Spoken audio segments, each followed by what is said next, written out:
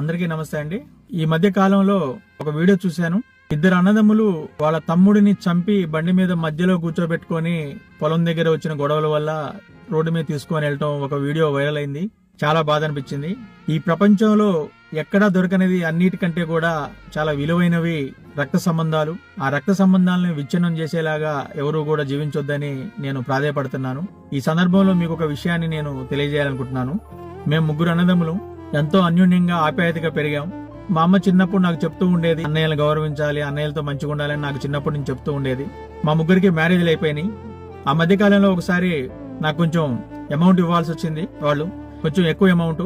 So ఎంత try చేసినా గానీ వాళ్ళ దగ్గర నుంచి ఆ అమౌంట్ రావట్లేదు. న్యాయపరంగా అవి నాకు రావాల్సిన అమౌంట్, కానీ రావట్లేదు. బాగా విసుగు చెందాను. గొడవలు పెరిగిపోయినాయి, మనస్పర్ధలు పెరిగిపోయినాయి, కోపం పెరిగిపోతుంది. మా అమ్మ కూడా మా ముగ్గురు అన్నదమ్ముల మధ్యలో ఏమీ చెప్పలేక, ఎవరిని ఏమీ అనలేక సైలెంట్ గా ఉంటుంది తప్ప చేసేదేం కనపడట్లేదు.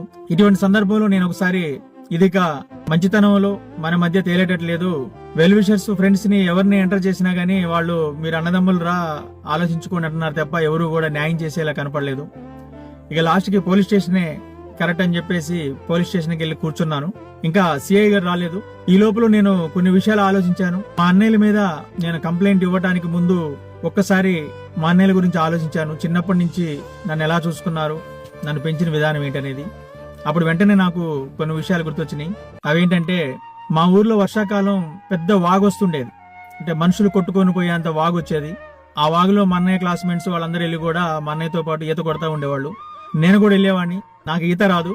అయితే మా అన్నయ్య నన్ను ఒక దెరంపటి అక్కడ వాగు పక్కనే నీళ్లలో పిచ్చిమల్లి అని ఒకటి ఉండేది చెట్టు, దాన్ని పట్టుకొని అక్కడే ఉండమని చెప్పాడు. లోపల రావద్దని చెప్పేవాడు వాటర్లోకి. వాళ్ళు బాగా ప్రవాహం ఎక్కువగా ఉన్న దాంట్లో వాళ్ళు స్విమ్మింగ్ చేస్తూ ఉండేవాళ్ళు. మా అన్నయ్య ఆ వాగులో దూకి మునిగి తేలినప్పుడల్లా వెంటనే లేచి నేను కనపడకపోయేకి నేను ఆ పిచ్చిమల్లి సాటు ఉండేవాడిని. మా తమ్ముడేడి అని చెప్పి కంగారుగా ఇట్లా చూస్తూ వద్దండు అని పిలిచేవాడు గట్టిగా. తర్వాత నేను కనపడంగానే కనపడవేరా మరి ఎక్కడున్నావురా అని చెప్పి అనేవాడు. ఆ విషయం గుర్తొచ్చింది. ఆ తర్వాత మా పెద్దన్నయ్య మా ఇంట్లో చిన్న పూరి గుడిసెలో మేము జీవించాము చిన్నప్పుడు.